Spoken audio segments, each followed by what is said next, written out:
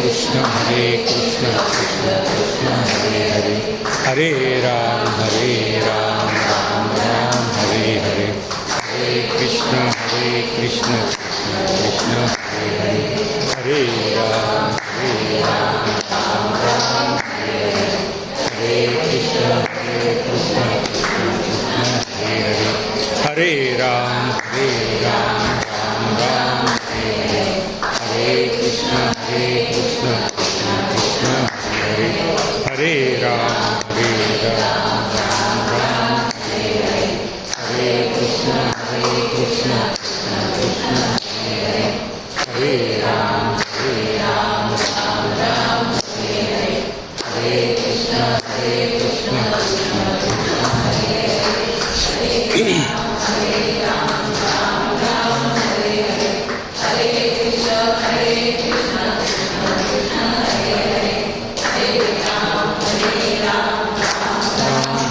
हरे, हरे कृष्ण कृष्ण कृष्ण हरे हरे। अलंकापुरी पुण्यभूमी पवित्र, जिथे नांदतो ज्ञानराजा सुपात्र, तया आठविता घडे पुण्यराशी, नमस्कार श्री सद्गुरु ज्ञानेश्वराशी.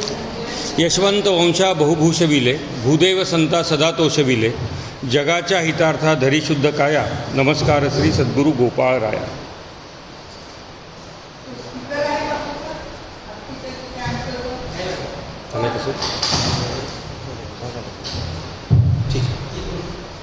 नामदेव नामदेव धरा भाव दृढहा, देव सांगे वैष्णवासी, नकायासी विसंभू, रिद्धी सिद्धी लोटांगणी अहर्निश तिष्ठती, म्हणे परिसा भागवत, देवे बात सांगितली. नामदेव नामदेव धरा भाव दृढहा. आपण या श्रावण मासाच्या निमित्ताने संत नामदेव महाराजांच्या चरित्राचं चिंतन करायचं ठरवलं आणि त्याचा पहिला भाग आपण मागच्या रविवारी पूर्ण केला. आता आपण दुसऱ्या भागाकडे वळतो आहोत आणि आपण या पाचही भागासाठी म्हणून थोडा ते इको पण कमी करा, आवाज पण कमी करा, एवढेच लोक आहेत. पाचही भागासाठी परिसा भागवतांचा जो अभंग आहे, नामदेव नामदेव धरा भाव दृढहा, देव सांगे वैष्णवासी, नकायासी विसंभू, रिद्धी सिद्धी लोकांगणी अहर्निश तिष्ठती, म्हणे परिसा भागवत, देवे मात सांगितली. या अभंगाच्या अनुषंगाने या अभंगामध्ये नामदेवांच्या वैशिष्ट्यांचं जे चिंतन केलेलं आहे, त्यांच्या मोठेपणाचं जे चिंतन केलेलं आहे, त्यांच्यासंबंधी पांडुरंगाचं काय मत आहे त्याचं जे चिंतन केलेलं आहे, त्या चिंतनाचा आधार घेऊन आपण हे या ठिकाणी मालिका पूर्ण करणार आहोत. पहिल्या भागामध्ये आपण बघितलेलं आठवत असेल, खूप दिवस झाले नाहीत, 8 दिवसांचा काल गेलेला आहे. त्याच्यामध्ये आपण संतांच्या चरित्राचं चिंतन का करावं याच्यावरती बोललो. त्यामध्ये तेही प्राणा परवते, आवडती मज निरुते, ते भक्तचरित्रा ते प्रशंसिती, याच्यावरती आपण चिंतन मांडलं. ओघाने आपल्यासमोर मंगलाचरणाचा विषय आला होता. मंगलाचरण का करावं, कसं करावं, किती करावं, कुठल्या प्रकारचं करावं, त्याचं फल काय आहे, हे सगळं आपण सविस्तररित्या बघून घेतलं. आणि मग आपण त्या मंगलाचरणाचं आणि चरित्रचिंतनाचं महत्त्व ऐकल्यानंतर आपण नामदेवांच्या चरित्राकडे जायला सुरुवात केली. आपण एकच नामदेवांच्या चरित्रामधला मुद्दा आपण त्या ठिकाणी बघितला होता, तो म्हणजे यदुशेठ रेळेकर या नरसी ब्राह्मणीमध्ये एका कुटुंबाचा विषय आपण काढला होता आणि त्याच्यापुढे काही आपण त्या ठिकाणी बोललो नव्हतो. आणि एक जोडीने असं बोललो होतो की नामदेव हे काही आत्ता जन्मले असं नाही आहे. 4ही युगामध्ये, कृता द्वापार सत्य, तिन्ही युगा, कृता द्वापार आणि त्रेता तिन्ही युगामध्ये नामदेव होते. कधी ते भक्त प्रल्हाद होते, कधी ते भक्त अंगद होते आणि कधी ते भक्त उद्धव होते. अशा प्रकारची कथा जनाबाईंनी सांगितलेली आपण ऐकली.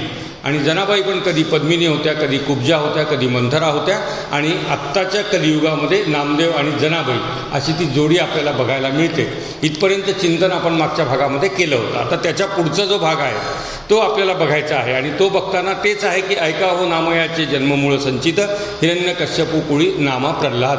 त्या हिरण्यकश्यपूच्या कुळापासून नामदेवांची ही कथा सुरू झालेली आहे आणि ती कथा आपण आता कलियुगामधली जी कथा आहे ती कलियुगातली कथा फक्त आपण या ठिकाणी ऐकणार आहोत. या कथेमध्ये नामदेवांचा जन्म कुठे झाला तर रूढ अर्थाने मी ब्राह्मण समाजामध्ये जन्माला आलो, काय ऋग्वेदी देशस्थ ब्राह्मण अशी माझी ओळख रूढ झाली.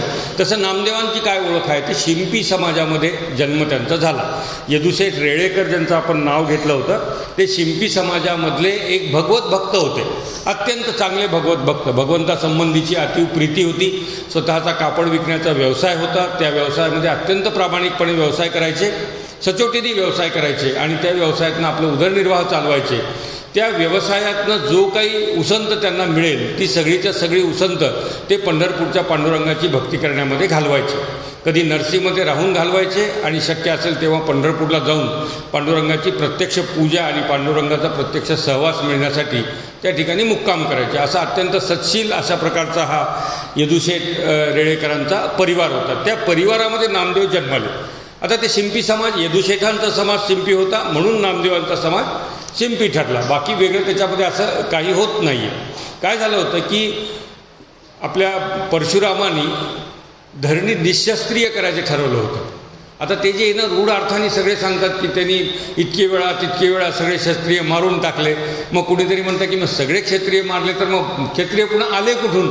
आत्ता जे तुमच्या माझ्या आजूबाजूला दिसत आहेत तर ते क्षत्रिय आले कुठून? तर परशुरामांनी जो पण केला होता तो क्षत्रियांना मारण्याचा केलेला नव्हता, तो उन्मत्त क्षत्रियांना मारण्याचा केला होता. की त्या काळामध्ये जे उन्मत्त झाले होते साधू संतांना, यज्ञसंस्थेला, ब्रह्मसंस्थेला, वेदसंस्थेला जे जे म्हणून अपाय करत होते अशा प्रकारच्या क्षत्रियांचा मी निपात करेल अशी प्रतिज्ञा त्या परशुरामांनी घेतली.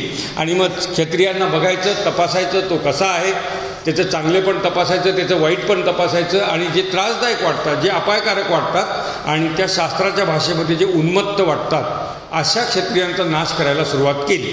आता हे नाश करत करत मग ते सहस्त्रार्जुनाला 100 मुलं होते, त्यातले 95 तर त्यांनी मारून टाकले आणि 5 जे मुलं होते सहस्त्रार्जुनाचे ते 5 मुलं मात्र इकडे तिकडे लपून बसले, थोडे सच्चिल पण होते.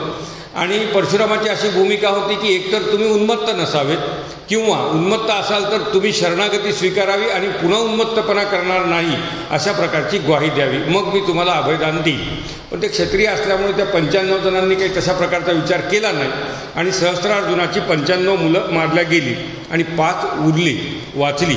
त्यातली शूरसेन आणि शूर अशी 2 मुलं होती.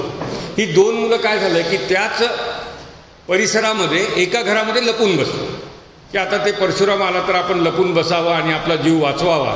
सच्चिल होते बिचारे, गरीब होते, भित्रे होते, स्वभावाने अत्यंत मृदू होते. त्यामुळे ते प्रत्यक्ष समोर जाऊन युद्ध करण्यापेक्षा आपण आपला जीव वाचू आणि नंतर आपण चांगल्या पद्धतीने वागू आणि मग आपला वंश वाढू अशा प्रकारचा शूर आणि शूरसेनाने विचार केला.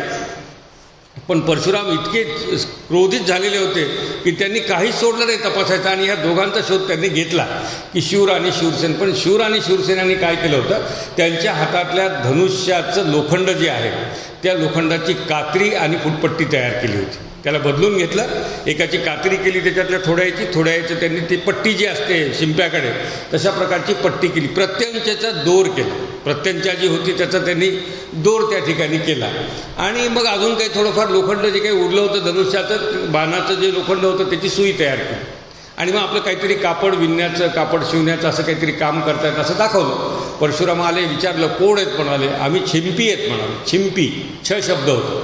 आम्ही छिंपी. काय करता तुम्ही? आम्ही कपडे शिवतो म्हणाले. जसे ते कपडे लागतात युद्धाला याला त्याला तसे आम्ही कपडे शिवतो आणि ते काम आम्ही करतो, आमचा काही क्षत्रियाशी संबंध नाही म्हणाले. असं तसं झालं. परशुरामाने त्या दोघांना सोडून दिलं आणि त्या शूर आणि शूरसेनाची जी पुढे संतती झाली त्याच कुळामध्ये नामदेवांचा पुढे जन्म झाला. अशा प्रकारची कथा. नामदेवांचा म्हणजे आता भक्त प्रल्हादाचा, उद्धवाचा आणि काय अंगदाचा आणि आता नामदेवांचा असा तो जन्म त्या ठिकाणी झाला. आणि नामदेव महाराज शिंपी समाजामध्ये जन्माला आले. पण नामदेवांच्या असंख्य अभंगातून त्यांनी म्हणलंय की मला शिंपी म्हणायची तुम्हाला गरजच नाही म्हणाले. मी शिंपी नाहीच आहे, मी शिंपी नाही, याती कुळं माझे गेले हरपुढे अशा प्रकारची भाषा वापरून की मला याती नाही, मला कुळ नाही, काय नाही, मी आता फक्त भगवंताचा आहे आणि मी भगवंताचा असल्यामुळे माझं कुळ गोत्र तुम्हाला विचारायचं असेल तर भगवंत हेच माझं कुळगोत्र आहे अशा प्रकारची धारणा नामदेवांनी करून घेतली. पण आता आपल्याला बघायला पाहिजे, चरित्र बघतोय तर मग हे कुठून आले नामदेव? यदुशेठ रेळेकर यांचा वंश कुठून वाढला तर तो शूर आणि शूरसेन या दोन क्षत्रियांपासून तो सगळा वंश वाढला.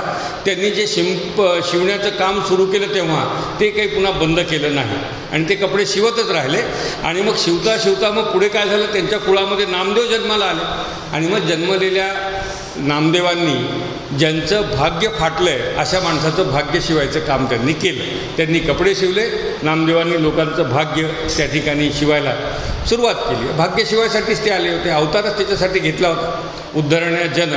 लोकांचा उद्धार करण्यासाठी त्यांनी त्या ठिकाणी जन्म घेतला होता. त्यामुळं आपलं शिवण्याची जी कला आहे, आपण जे शिवण्याच्या कलेत पारंगत आहोत, तर ते कपडे तर शिवतोच म्हणाले आपण, उदरनिर्वाहाचं कारण आहे.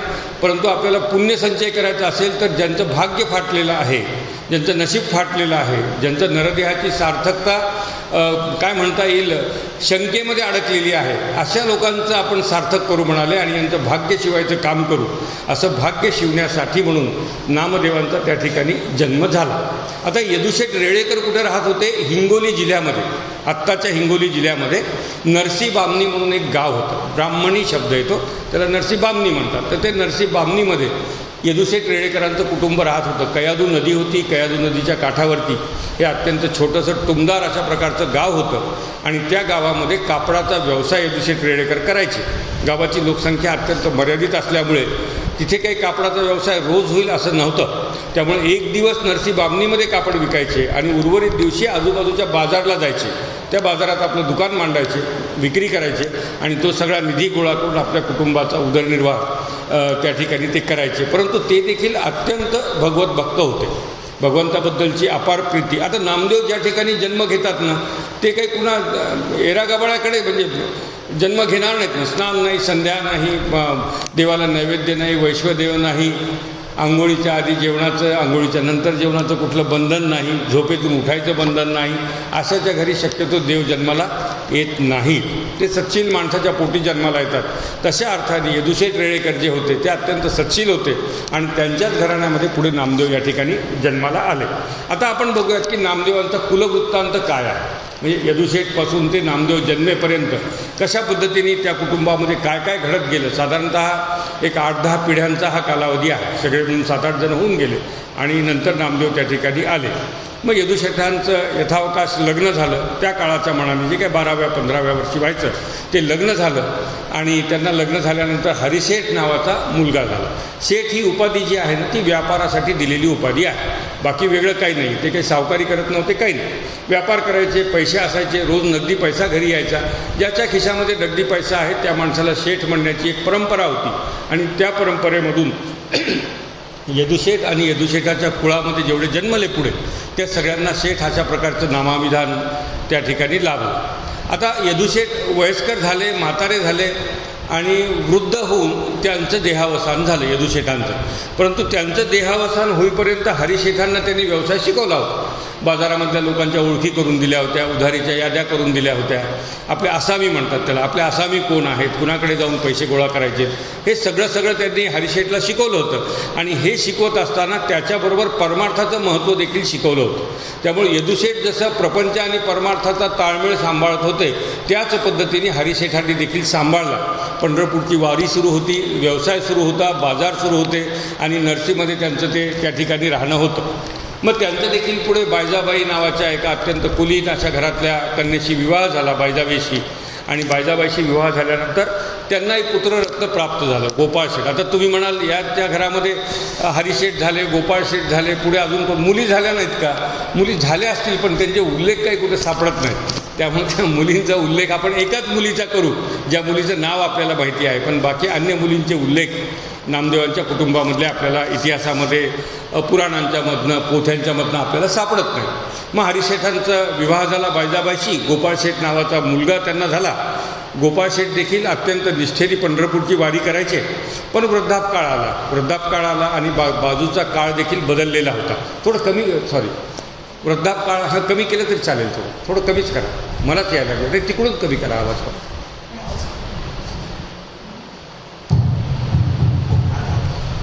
हॅलो, हां ठीक आहे. गोपाळ शेठ नावाचा मुलगा झाला आणि हरिशेठ वृद्ध झाले. वृद्ध झाल्यानंतर हरिशेठांनी गोपाळ शेठला बोलवलं आणि सांगितलं की हे बघ म्हणाले, आता काळ बदललेला आहे, लोकांचं भगवत प्रवण असणं कमी कमी होत चाललेलं आहे, व्यवसायाच्या संधी भरपूर असल्यामुळे लोक पैशाच्या मागे लागलेले आहेत आणि तुलाही या नवीन जगाची भुरळ पडू शकते, तेव्हा एक कर म्हणाले, व्यवसाय किती करायचा तेवढा कर, मला खात्री आहे तू सचोटीने करणार, कारण माझ्याबरोबरच व्यवसाय शिकलास, परंतु या सगळ्यामध्ये पंढरीच्या पांडुरंगाचं विस्मरण तुला होऊ देऊ नको आणि आपल्या कुळामध्ये जी कार्तिकी आषाढीची वारी आहे त्या वारीमध्ये खंड पडू देऊ नको म्हणाले. माझी एवढी शेवटची इच्छा आहे, आता मी वृद्ध झालो आहे, माझे पहिलं तिराला काय डोळे लागलेले आहेत आणि माझं केव्हा या ठिकाणावरून प्रयाण होईल सांगता येत नाही, परंतु माझ्यासाठी एवढं कर, व्यवसाय सचोटीने कर आणि कार्तिकी आणि आषाढीची वारी मात्र चुकू देऊ नको. गोपाळ शेठ त्यांच्याबरोबर राहिलेले होते, कुठली अडचण नाही आली, नियम पाळण्याचे वचन दिले, त्या पद्धतीने त्यांनी ते सगळे नियम पाळले गोपाळ शेठनी आणि मग नियम पाळतात म्हणल्यानंतर चांगलं वाटायला लागलं सगळ्यांना की चला चांगली गोष्ट आहे, सपत्नीक वारी आपल्या घरामध्ये व्हायला लागलेली आहे. आणि मग गोपाळ शेठनी काय केलं की एकदा दोनदा ती वारी केली पंढरपूरची आणि मग त्यांच्या लक्षात आलं की त्या वारीमध्ये पायी जायचे त्यावेळेला ना, हिंगोलीवरून पंढरपूरला पायी जायचं, 1 महिना जायला लागायचा, 1 महिना यायला लागायचा, 2 महिने त्याच्यामध्ये लागायचे आणि या वाऱ्या अशा होत्या, एक वारी दिवाळीमध्ये येत होती आणि एक वारी चातुर्मासाच्या सुरुवातीला येत होती. ते सगळे श्रावणाचे सण आणि ह्या सगळ्या गोष्टी म्हणाले आपल्या व्यवसायाच्या दृष्टीने हा वृद्धीचा काळ आहे म्हणाले, आपला व्यवसाय जर आपल्याला वाढवायचा असेल तर हाच तर काळ आहे. आणि म्हणाले लोकांचा शेतामध्ये माल पेरतात लोक आणि दिवाळीच्या वेळेला माल काढतात खरीपाचा माल, आणि खरीपाचा माल काढणं म्हणजे उधारी वसूल करण्याचा काळ आहे. वर्षभर आपण व्यवसाय करायचा, लोकांना उधार कपडे द्यायचे आणि त्या उधारीची वसुली करण्याचा जो काळ आहे तो जर आपण पंढरपूरमध्ये घालवला तर म्हटले मग कशाचा आपला व्यवसाय चालणार आहे. आणखी स्पर्धक तयार झाल्या म्हणाले, 2-4 अजून दुकानं उघडलीत गावामध्ये, हे काही बरोबर नाही म्हणाले. बघू म्हणले काय करायचं. 1-2 वाऱ्या त्यांनी चालू ठेवल्या, पण मनाशी हा विचार त्यांचा घोळत होता की आपण काय केलं पाहिजे, चालू ठेवायची बंद करायची, असा सगळा तो संभ्रम गोपाळ शेठच्या ठिकाणी होता. दरम्यान त्यांचंही लग्न झालं आणि गोविंद आणि रघु हे 2 मुलं त्या दोघांना झाले. आता वृद्धापकाळामध्ये हरिशेठनी तर वारीचा नियम पाळण्याचं वचन त्यांनी घेतलं होतं. मग गोपाळ शेठनी वारीचा गोविंदसोबतचा नियम पुन्हा सुरू ठेवला. त्या 2 मुलं होते रघु आणि गोविंद. मधल्या काळामध्ये काय कथा झाली की गोपाळ शेठनी 2-3 वर्षानंतर त्या वारीमध्ये खंड पाडलाच. शेवटी व्यवहार वरचढ ठरला आणि परमार्थ थोडा खाली गेला. मग असं झालं सगळं आणि नंतर त्यांच्या लक्षात आलं की तो रघु आणि गोविंद जे होते त्यातल्यामधला रघुचं लग्न होऊन तो आणि त्याची बायको 2 जणं त्यांचं देहावसान झालं अनपेक्षित अल्पवयामध्ये. आणि मग ती हुरहुर त्यांना लागली की आपल्या कुळामध्ये असं कुणाला कमी वयामध्ये मृत्यू आला नाही, म्हणजे सगळे म्हातारे होऊन मेलेत आपल्या कुळामध्ये. आणि मग रघु आणि त्याच्या बायकोलाच असं काय झालं. मग गावामध्ये लोक सांगणारे असतात की बघा तुम्हाला ती वारी होती तुमच्याकडे, गोपाळ शेठनी तुम्हाला सांगितलं होतं, तुम्ही ती वारी बुडवली आणि त्याचा परिणाम म्हणून देवाने तुम्हाला प्रायश्चित्त दिलेलं दिसायला लागले. म्हणाले बरं झालं तुम्हाला 2 मुलं होतं म्हणले, तुमच्या वडिलाला आणि तुमच्या आजोबाला तर एकच मुलगा होता, तोच जर गेला असता तर किती वाईट झालं असतं म्हणाले, तुमचं कुळच एकदम थांबलं असतं. तुम्हाला देवाने 2 मुलं दिले म्हणाले, पण शिक्षा पण दिली. तुमचा रघु नावाचा मुलगा आणि त्याची पत्नी दोघांना देव घेऊन गेले. हे सगळं तुमचं वारीचा नियम मोडण्याचं सगळं फल आहे म्हणाले. आता तुम्ही वारी केली पाहिजे. मग ते पटलं गोपाळ शेठला, पण आपल्या कुटुंबाची एवढी चांगली परिस्थिती असण्यामागे पांडुरंगाचे सगळं आशीर्वाद आहेत. आणि मग जो मुलगा उरलेला होता गोविंद, त्या गोविंदसोबत पुन्हा गोपाळ शेठनी वारी नव्याने सुरू केली की चला आता आपण झालं गेलं पार पडलं, पण आता इथून पुढे आपल्याला वारी चुकवायची नाही. मग गोविंद शेठचाही विवाह झाला. रासाबाई नावाची त्याची पत्नी आली आणि मग ती पत्नी आल्यानंतर त्यांना पण मुलं झाली, नरहरी शेठ आणि जिवाजी शेठ अशा प्रकारची मुलं त्यांना झाली. आता नरहरी शेठ जो होता त्याचं लिंबाबाईशी आणि जिवाजी शेठ याचं काशीबाईशी लग्न झालं. म्हणजे बघा आता ते गोविंद शेठ आहेत, त्यांना 2 मुलं आहेत नरहरी आणि जिवाजी, त्यांना पण लग्न झाली, त्यांना पण मुलं व्हायला लागली आणि तो संसार असा त्यांचा सगळा वाढायला लागला.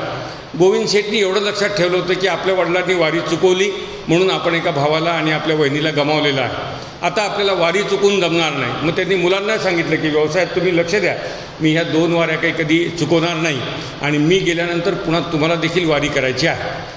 मग मुलं म्हणाले एवढं तुम्ही पंढरपूरला जाता हे ते सगळं करता म्हणाले, पण आता आपण इतक्या दिवाळ्या इकडे केल्या, एखादी दिवाळी पंढरपूरला केली तर काय हरकत आहे. मुलांना पण उत्सुकता होती पंढरपूरला दिवाळी कशी असते, तिथे पांडुरंगाचे काय काय उपचार केले जातात, कशा प्रकारचा सण साजरा होतो, देवाची दिवाळी काय असते असं त्यांना वाटलं. आणि ते म्हणाले की चला म्हणाले आपण असं करूयात, यावर्षी कार्तिकीला मी जातो म्हणाले तिकडे आणि त्यावेळेला दिवाळी पण आपण सगळे सहकुटुंब सहपरिवार पंढरपूरमध्ये करायचं त्यांनी ठरवलं. आणि ठरल्यानंतर नरहरी शेठ, जिवाजी शेठ, त्यांच्या बायका, त्यांची मुलं असा सगळा लवाजमा दिवाळीसाठी पंढरपूरमध्ये जाण्यासाठी निघाला. पण गोविंद शेठची जी बायको होती रासाबाई, ती दर दिवाळीला आपल्या माहेरी जात होती. जवळच माहेर होतं. दर दिवाळीला तिचा उपक्रमच होता, माहेरी जायचं आहे. इकडचं सुनांवर सोपवायचं आणि म्हणायचं की नाही आता दिवाळी आहे, मी माहेरी चालले, माझ्या भावाकडे चालले. मग तिने सांगितलं की तुम्ही जा तिकडे, मी बऱ्याचदा पांडुरंग बघितला आहे, मी वारी केली, मी पांडुरंग बघितला आहे, मला माहिती आहे पंढरपूर सगळं. दिवाळी काय म्हणले कधी पण करता येईल, पण आता हे माहेरची दिवाळी काही मला बुडवायची नाही. यावेळेला नेमके नवीन जावाई येणार आहेत, त्यांच्यासमोर ते सगळं दिवाळीचा सगळा सण साजरा होणार आहे आणि मी घरातली करते आहे, तिकडची पण मी मोठी आहे, मला तिथे गेलं पाहिजे, तर तुम्ही सगळे जा म्हणाले. परवानगी दिली. रासाबाई माहेरी गेल्या आणि हे सगळंच्या सगळं कुटुंब सगळे एकत्र येऊन हे पंढरपूरला दिवाळीसाठी गेले. दिवाळीतला काय तो सोहळा आपण मागच्या याच्यात ते थोडं दिवाळीच्या सोहळ्याचं वर्णन केलेलं आहे की देवाला दागिने, रुक्मिणी आईसाहेबांना दागिने, लख प्रकाश त्या सगळ्या हिऱ्या मानकांचा. 4 दिवस 5 दिवस ती दिवाळी चालली आणि यांचं गोविंद शेठ, आपले 2 मुलं त्यांचे नरहरी आणि जिवा, त्यांच्या बायका आणि त्यांची मुलं, असा तो अत्यंत मोठा परिवार दररोज सकाळी पांडुरंगाला जाऊन दर्शन घेणे, संध्याकाळी दर्शन घेणे आणि दिवाळीचा आनंद त्यांनी लुटला. फोन बिन नव्हते, त्यामुळे इकडे काय चाललं आहे रासाबाईचं त्यांना माहीत नव्हतं, रासाबाईला माहीत नव्हतं त्यांचं काय चाललं आहे. ती बिचारी आपल्या माहेरी खुश होती आणि हे तिकडे पंढरपूरला खुश होते. दिवाळी संपली, सगळं झालं आणि निघाले परत यायला. काय 15-20 दिवसामध्ये परत ते नरसीला आले आणि आल्यानंतर म्हणले आता रासाबाईला आणायला जाऊ आपण, कुणीतरी पाठवू आणि रासाबाईला माहेरवरून घेऊन येऊ. माहेरून घ्यायला गेले तर कळालं की ते दिवाळीच्या दरम्यान रासाबाईचं निधन त्या ठिकाणी झालेलं आहे. यांना निरोपही पोहोचला नाही, काहीच नाही. जे गेलेलं तिकडे गेले नाही की मग इकडचं सगळं बिघडतंच.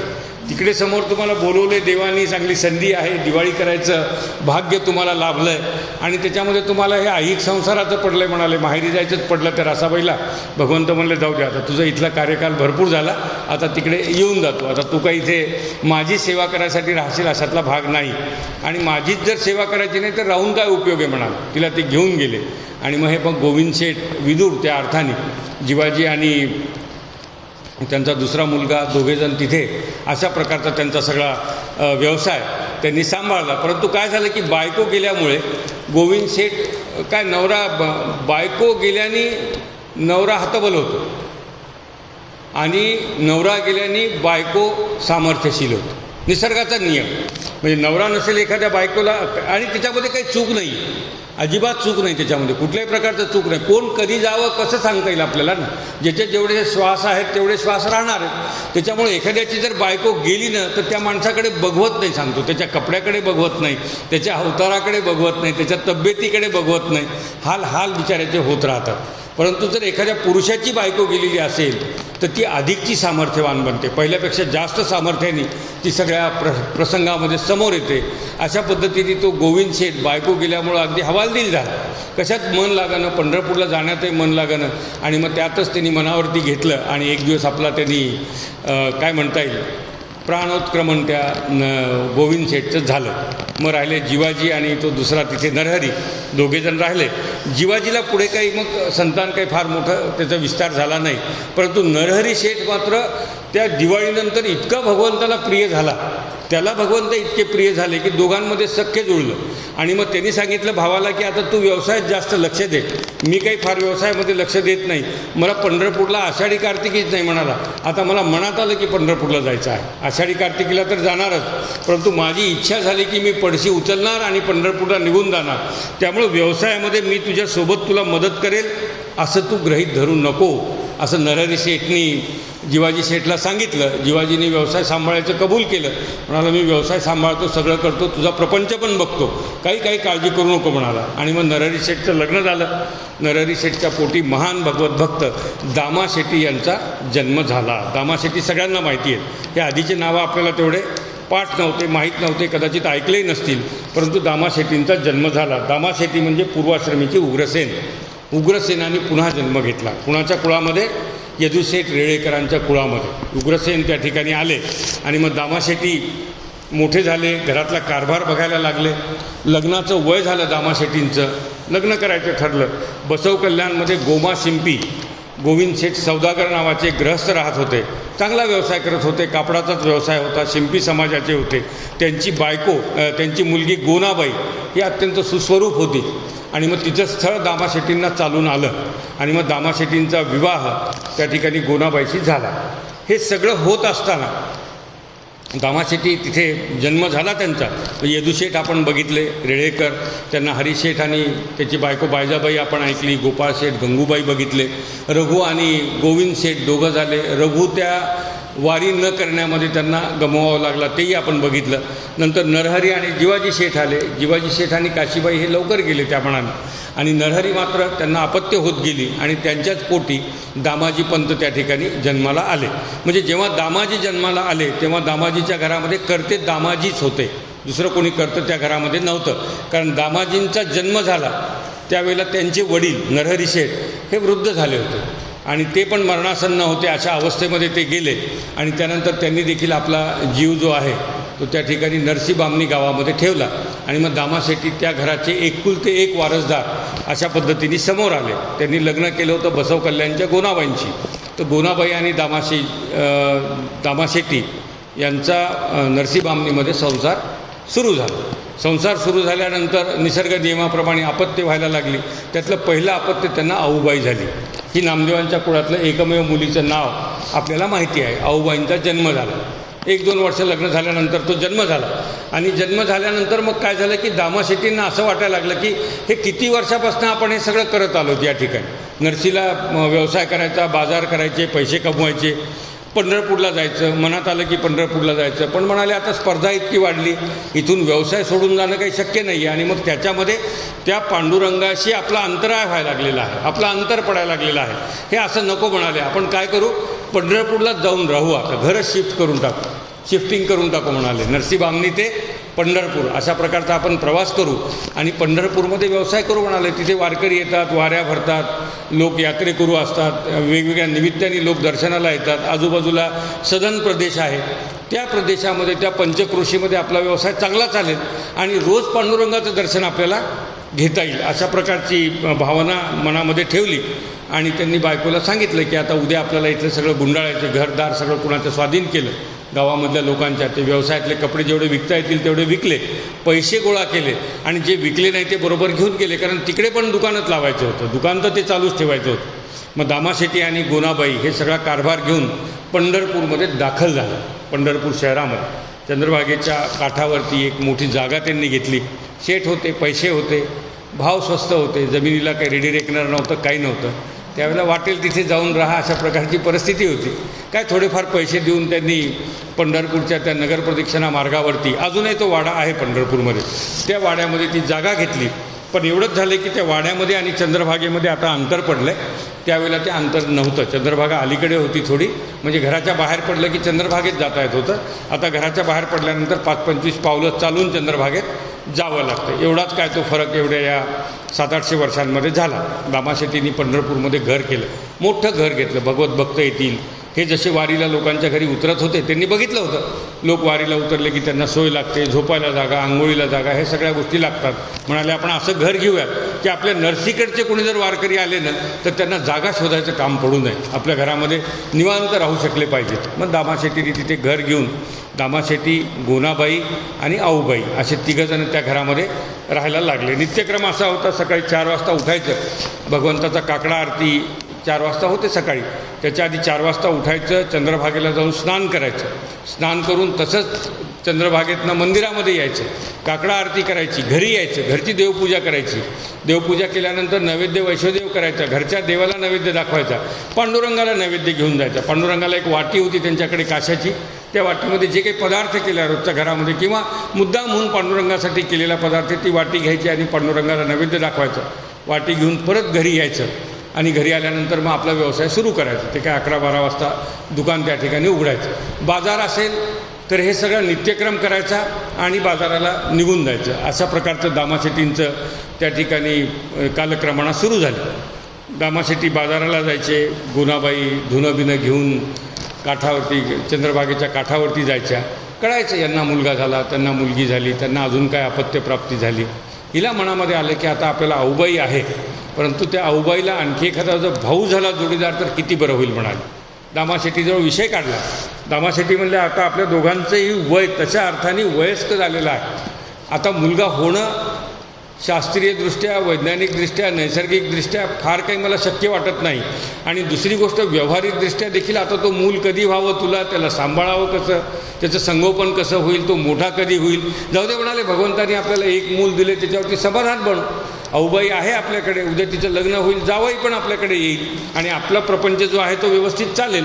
फार काही त्याच्यासाठी आग्रह तू धरू नको. परंतु गोनाबाईच्या काही ते मनामध्ये उतरत नव्हतं. मग गोनाबाईचा आग्रह चालला त्यांना की मूल झालं पाहिजे, मूल झालं पाहिजे. आणि एवढं तुम्ही भगवंताचं करता, रोज नैवेद्य दाखवता, त्याला म्हणा ना म्हणे एकदा. म्हणून तर बघा, नाही झालं तर नाही झालं, म्हणायला काय जातं आपलं. म्हणून बघा, मग दामाजी पंत म्हणाले की ठीक आहे. हे दामाशेट्टी म्हणाले की ठीक आहे, आपण म्हणून बघू. म्हणले आपण दोघे जाऊ मंदिरामध्ये, भगवंताला प्रार्थना करू. तुझी इच्छा आहे ना प्रार्थना करायची, पण म्हणले एवढं लक्षात ठेव की प्रार्थना केल्यानंतर पुन्हा त्यांनी केलं नाही म्हणून ओरडायचं नाही. प्रार्थना करू, त्याला वाटलं तर तो देईल, नाही तर नाही देणार, काय व्हायचं ते होऊ द्या म्हणाले. पंढरपूरला येऊन दामाशेट्टींना जवळपास 8-10 वर्ष होऊन गेले होते. 10 वर्षाचा काळ तिथे लोटला होता. 10 वर्षाचं पांडुरंगाचं सख्य पण होतं, रोजचा नैवेद्य होता, भेट होती, त्याच्याशी लीन होणं होतं, त्याचे अभंग गाणं होतं, त्याची पूजा करणं होतं, नित्य त्याचं स्मरण होतं. आणि नित्यस्मरण असल्यामुळे पांडुरंगाशी एक प्रकारचं सख्य जडलेलं होतं. दामाशेट्टी गुणाबाईसोबत पंढरपूरच्या पांडुरंगात मंदिरात गेले. मंदिरामध्ये गेल्यानंतर मग पांडुरंगाला हात जोडले आणि सांगितले की हे पांडुरंग, आमची इच्छा आहे, आमचा कुल दीपक आमच्या घरामध्ये जन्माला यावा, आमचा वंश चालावा. यदुशेठ रेळेकरांचा हा वंश आहे म्हणाले. आणि मी उग्रसेन आहे, मी उग्रसेन असल्यामुळे इथेच सगळं थांबणं काही बरं नाही म्हणाले, पुढे चाललं पाहिजे ना म्हणलं. एक चांगला संतती इथे जगाचा उद्धार करण्यासाठी आमची इच्छा आहे की आमचं एक जगाच्या उद्धाराला कारण ठरणारा असा, त्रिखंडामध्ये कीर्ती गाजवणारा असा मुलगा आम्हाला तुम्ही द्या. अशा प्रकारची प्रार्थना दोघांनी केली आणि आपल्या आपल्या घरी आले. गोनाईला विश्वास होता की पांडुरंग आपलं कधी ना कधीतरी ऐकतील आणि वृद्ध असलो तरी पण, म्हणजे वयस्क असलो तरी आपल्याला संतती होईल, अशा प्रकारची तिची मनोमन भावना होती. आणि त्याच भावनेमध्ये तिची जी रोजची पूजा होती ती अजून चांगली व्हायला लागली की आता पांडुरंग कधी आपल्याकडे पाठवतात. आधी काय झालं होतं की पांडुरंग गोपाळपूरला आधी आले होते. सगळ्यात आधी पांडुरंग गोपाळपूरला आले, तिथून मग ते पुंडलिकाला भेटले, तिथून मग ती वीट फेकली आणि मग आत्ताच्या मंदिरामध्ये पांडुरंग उभे राहिले. पण गोपाळपूरला जेव्हा पांडुरंग आले तेव्हा त्यांच्याबरोबर 500 गाई आणि 700 गोप आले होते. 500 गाई आणि 700 गोप घेऊन ते गोपाळपूरच्या त्या शेतामध्ये उतरले होते.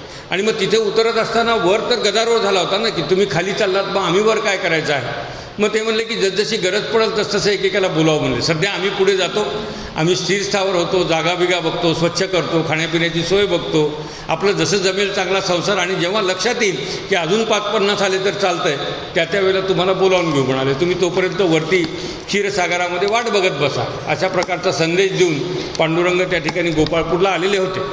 मग आता पांडुरंगाने विचार केला की दामाशेट्टी आणि गोनाबाई म्हणायला लागलेले आहेत आम्हाला मूल पाहिजे आहे, सच्चिल मूल पाहिजे आहे, चांगलं मूल पाहिजे आहे, आम्ही संगोपन चांगलं करू, संस्कार चांगले करू. आणि म्हणले पंढरपूरमध्येच राहणार, ते काही दुसरीकडे जाणार नाही, आपल्या भक्तालाही आपल्याजवळच राहायचं आहे सगळ्यांना. तर म्हणले ठीक आहे, असं करा, दोघांचा नंबर लावा म्हणले. आता वेटिंग लिस्टमधले दोघंजणं बाहेर काढा. मग दोघांचा नंबर काढायचा म्हणल्यानंतर वरती क्षीरसागरामध्ये त्या ठिकाणी त्यांचं चालू झालं. काय म्हणतात, आता ऐका श्रोते सज्जन, क्षीरसागरी नारायण उद्धव आणि शुकाशी पाचारून म्हणे अवतार घेणे मृत्यूलोकी. तुमच्या दोघांचा नंबर लागला, शुकाचा आणि उद्धवाचा नंबर लागला आहे आणि तुम्ही आता मृत्यूलोकामध्ये अवतार घ्या.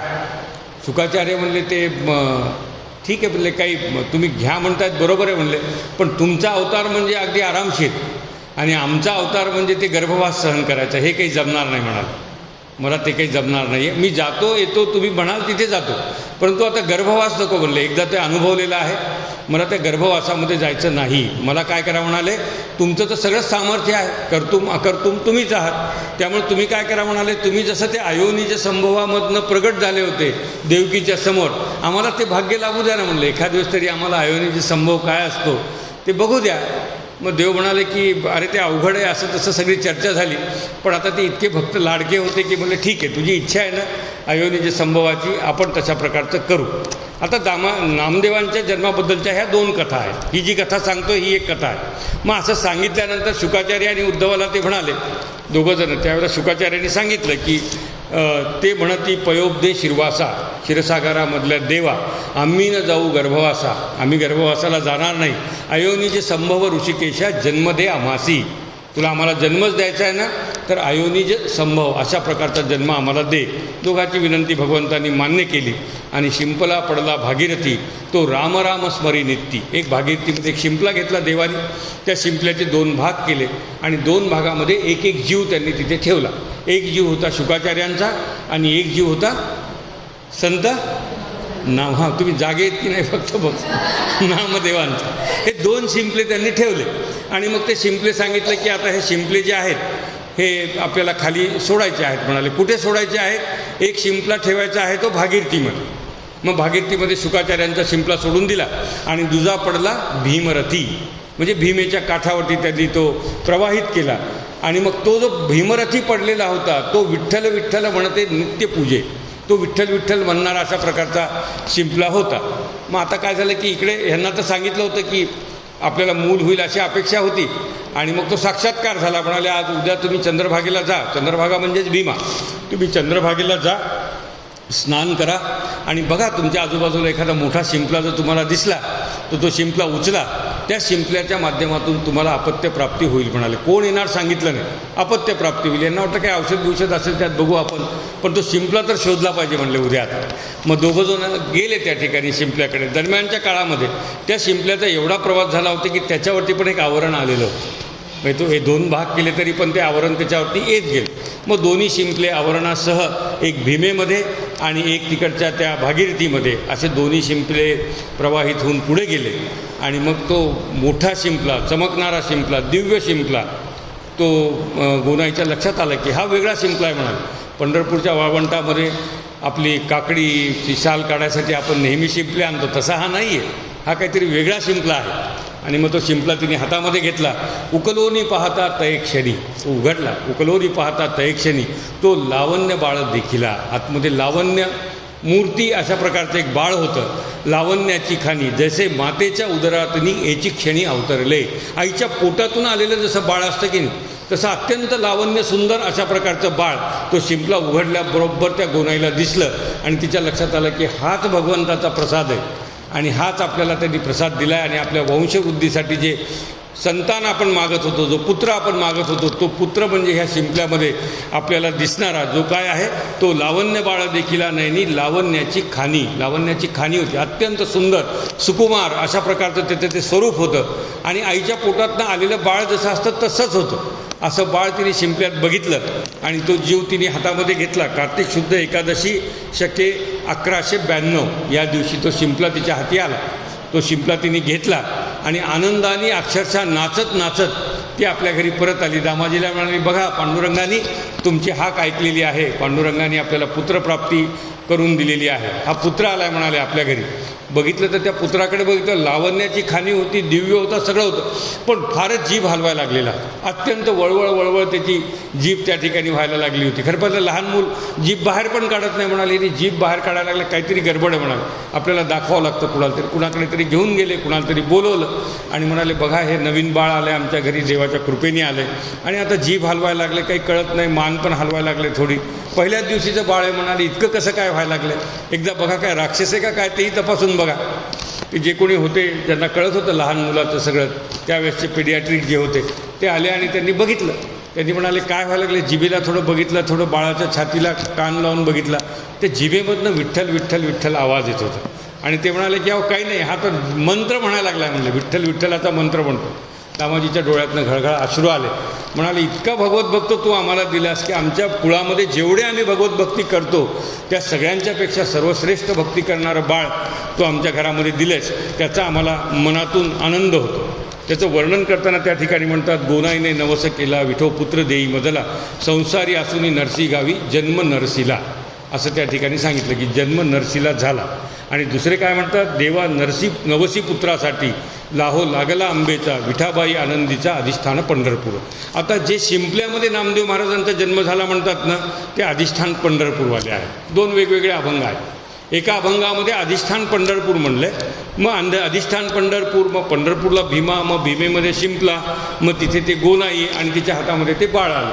अशी संगती लावून ते म्हणतात की अयोनिज संभवाने जो जन्म झाला तो कुठे झाला, पंढरपूरला झाला. आणि जे म्हणतात की नाही अयोनिज नाही, जसा आमचा तुमचा जन्म होतो, मलमूत्रामध्ये जन्म आमचा होतो, तशाच प्रकारचा जन्म नामदेव महाराजांचा झाला आणि असोनी संसारी नरसी गावी, नरसी गावामध्ये झाला.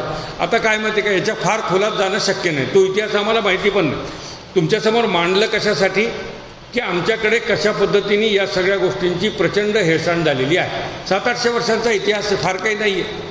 800 वर्षापूर्वीचा आमच्याकडे कुठलाही पुरावा नाही. मग ज्या पोथीत जसं लिहिलं आहे त्या पोथीप्रमाणे आपण त्याचं कथन करायचं आहे. चरित्र सांगणाऱ्याला पण पंचायत असतं, काय सांगायचं आहे. आता मला पटायला लागले नरसीबामणी गावी जन्म झालेला आहे, मी सामान्य विचार करणार, मी काही शिंपल्यांचा विचार करणार नाही. मग माझी स्वतःची समज आहे, शिंपला कशाला पाहिजे, आले कुठेतरी चालतं आहे, त्यांना गर्भवास झाला तरी चालतो, त्यांना काय त्रास देणार आहे गर्भवास, साक्षात देवाला गर्भवासाचं काय दुःख आहे, नरसीलाच जन्मले असतील. पण काही लोकांना वाटतं नाही नाही तो शिंपलाच असेल, चमत्काराच्या माध्यमातून जन्म झाला असेल, ज्याला जसं वाटेल. ज्यांना वाटतं पंढरपूरला नामदेव महाराजांचा जन्म झाला त्यांनी पंढरपूरला समजा, ज्यांचा नरसीला झाला त्यांनी नरसीला समजा, पण भगवंताच्या कृपेने जन्म झाला एवढे सगळे समजा की भगवंताची कृपा होती म्हणून त्या कुळामध्ये नामदेवांसारखा पुत्र त्या ठिकाणी आला. संतांनी कधी कुठे जन्मावं हे काही महत्त्वाचं नाही, त्यांचा जन्म होतो हेच अत्यंत महत्त्वाचं आहे. वेगवेगळ्या काळामध्ये वेगवेगळे संत जन्म घेतात. आमचा वारकरी संप्रदाय आहे आपला, म्हणून आपण त्या संतांची चर्चा करतो. ज्ञानदेवांपासून त्याच्याही आधी बघितलं तर भक्त पुंडलिकापासून चर्चा करतो आणि मग त्याच्यामध्ये सांगतो इथपर्यंत तिथपर्यंत निळोबा आले, बहिणाबाई आले, हे सगळ्यांची नावं घेतो. दुसऱ्या पण परंपरा आहेत की नाही. नरसिंह सरस्वती आहेत, पुढे वासुदेवानंद सरस्वती आहेत, श्रीपाद श्रीवल्लभ आहेत, योगानंद आहेत, योगानंदांच्या पुढे चिंतामणी महाराज आहेत, ते राजेश भाई, अजून कोण कोण कोण कोण त्यांची पण एक परंपरा त्या ठिकाणी आपण म्हणतो की आहे. तिकडे ब्रह्मचैतन्यांचे गुरु तुकामाई आहेत येळेगावला, मग येळेगावचे तुकामाई, मग ब्रह्मचैतन्य गोंदावलेकर, मग रामानंद महाराज, मग प्रल्हाद महाराज, मग आणखी कुणी अशा प्रकारच्या परंपरा चालत राहतात. हे संत कुठे आणि कुठल्या कुळात जन्माला यावेत याच्याशी आम्हाला काही महत्त्व त्याचं नाही. इतिहास म्हणून आम्ही बघितलं, आम्ही चरित्र सांगतोय म्हणून बघितलं, पण अन्यथा दामाजी आणि गोनाईच्या पोटी नामदेवांचा जन्म झाला एवढंच आम्हाला त्यातलं सार बघायचं आहे. त्या कुळामध्ये नामदेवांचा जन्म झाला आणि समाजाला काय म्हणता येईल, समाजाला परमार्थ प्रवण करण्यासाठी म्हणून नामदेवांचं त्या ठिकाणी कार्य सुरू झालं. आता कार्य सुरू झालं, नामदेव पण मोठे व्हायला लागले. मोठे म्हणजे काही फार मोठे नाही, परंतु एक 4-5 वर्षाचे नामदेव झाले आणि दामाशेट्टींचा व्यवसाय पण वाढायला लागला. दामाशेट्टींचा व्यवसाय वाढल्यानंतर मग काय झालं की नामदेव हाताशी आला आहे म्हणले. आता भगवंताची त्याला प्रीती पण आहे, त्याला इतर कामं सांगायच्या ऐवजी पांडुरंगाचा जो नित्योपचार त्या कुटुंबाकडे होता त्याच्यामध्ये दामाशेट्टींनी सांगितलं की नामदेवा तू लक्ष द्यायला सुरुवात कर, मी नाही गेलो तर काकडा आरतीला तू जात जा, मी नाही गेलो तर शेजारतीला तू जात जा, मी नाही गेलो तर वारीला नगरप्रदक्षिणा करायची तू करत जा. म्हणजे घरातलं कोणीतरी केलं तरी चालतं, काही हरकत नाही. मग नामदेवांना ते आवडायचं सगळं, स्वतः विठ्ठल भक्त होते, त्यामुळे काकडा आरतीला जाणं, शेजारतीला जाणं, चंद्रभागेला स्नान करणं, वयाच्या 5व्या-6व्या वर्षी हे सगळं नामदेवांचं सुरू झालं. आणि मग दामाजी म्हणाले आता ह्याला सगळं समजायला लागले. म्हणाले आता काय करा, आता आपला व्यवसाय आहे ना, 11-12ला निघायच्या ऐवजी थोडं सकाळी 7-8लाच निघायचं, महत्त्वाचा बाजार असेल तर, आणि त्या बाजारामध्ये जाऊन व्यवसाय करायचा म्हणाले, मोठ्या बाजारामध्ये जाऊन. मग एक दिवस असंच मोठ्या बाजाराला दामाशेट्टींना जायचं होतं. बायकोला म्हणाले की आज मला मोठा बाजार आहे, मी सकाळी स्नान करतो, मला बांधून दे जेवायचं, माझ्याबरोबर दशम्या दे. आपल्या घरातला कुलाचार झाला, देवाची पूजा झाली, मला माहिती आहे वेळ, त्याच्यानंतर दुपारच्या वेळेला मी दशम्या खाईन आणि संध्याकाळी परत येतो बाजार करून. नैवेद्याचं काय करायचं म्हणले. नामदेवाला सांगा म्हणले. नामदेवाला आता आपण सगळं शिकवलेलं आहे, काही अडचण नाही म्हणाले. नामदेवाला आपण शिकवले, तो जाईल, त्याला मंदिर माहिती आहे, सगळं माहिती आहे, त्याला नैवेद्य घेऊन पाठवून द्या म्हणाले. आईने सांगितलं नामदेवाला की नामदेवा आज बाबा तुझे बाजारला गेलेले आहेत, काय करायचं आहे म्हणला. काय नाही म्हणले, सकाळच्या काकडा आरती करायचं आहे आणि म्हणले नैवेद्य पण आज तुला देवाला दाखवावं लागेल. ठीक आहे म्हणला, काय अवघड नाही, मी दाखवतो नैवेद्य. झालं, काकडा आरती करून आले नामदेव. आईने स्वयंपाक केला, नैवेद्य तयार केला आणि नैवेद्य तयार करून त्या काशीच्या वाटीमध्ये नैवेद्य भरला. नामदेवाला सांगितलं की आता हातपाय धुवा, धुतं वस्त्राचं चालतं म्हणाले देवाला, आणि देवाला नैवेद्य दाखवून या. आता ह्याला कधी याच्या आधी नैवेद्य नावाची गोष्ट माहीत नव्हती नामदेवाला, काय प्रकरण आहे नैवेद्य त्याला माहीतच नव्हतं. एवढंच माहीत होतं की आपले वडील रोज सकाळी घरामध्ये स्वयंपाक झाल्यानंतर एक वाटी घेऊन जातात आणि पांडुरंगासाठी म्हणून ती त्या ठिकाणी अर्पण करतात पांडुरंगाला आणि घरी परत येतात. आता ह्यांनी बघितलं नव्हतं त्या नैवेद्याच्या वाटीत काय तर शिल्लक काय त्याला काही माहिती नव्हतं. नैवेद्य घेऊन जातात एवढं माहिती होतं. नामदेव गेले, 5-6 वर्षाचे नामदेव होते, गेले देवाळामध्ये, नैवेद्य घेतलं समोर, ते पाणी हातामध्ये पंचपात्र होतं त्याच्यामधलं पाणी घेतलं देवाला पाणी फिरवलं, तिथे वाटी फिरवली आणि बसले वाट बघत हाताची घडी घालून. पांडुरंगा पांडुरंगा म्हणायला लागले, विठ्ठला विठ्ठला म्हणायला लागले. अरे खा ना म्हणाले, आता किती वेळ, 1 घंटा झाला, आता घरी जायचं आहे मला. तो काही पांडुरंग खायला तर कधीच खात नसतो, तो कशाला खाईल तो ना, तो तर तिथे विटेवरती उभा आहे, मूर्ती स्वरूपामध्ये आहे, स्वयंभू असलं तरी मूर्ती स्वरूपामध्ये, तो काही खायला तयार नाही. मग नामदेवाला वाटलं की अरे आपल्या वडिलांच्याकडून खातात, आपल्याकडून खात नाही, आपण तर एवढं विठ्ठल विठ्ठल म्हणतो. आणि म्हणले आता ते कसं असतं, वय असं असतं ना की पराभव मान्य करून घरी जायला जमत नाही खाल्ला माझ्या हाताने नैवेद्य, असं नको व्हायला म्हणाले. थोडा प्रयत्न केला, विनवणी केली, सगळं करून बघितलं आणि म्हणले आता हे पा देवा, तुम्हाला खायचं असेल तर खा, आणि तुम्हाला जर खायचं नसेल ना तर आता मी डोकं आपटून माझा जीव देऊन टाकतो. त्या ठिकाणी जाणार म्हणाले आणि न घेता जाणार नाही आहे, रिकामी वाटी आणि जीव देणार म्हणाले. भगवंत त्या ठिकाणी साक्षात प्रगट झाले, चतुर्भुज रूप भगवंताचं प्रगट झालं. आणि मग नामदेव म्हणाले किती उशीर लावला बाबा, तर अर्ध्या तासात येत होते परत सगळं काम करून.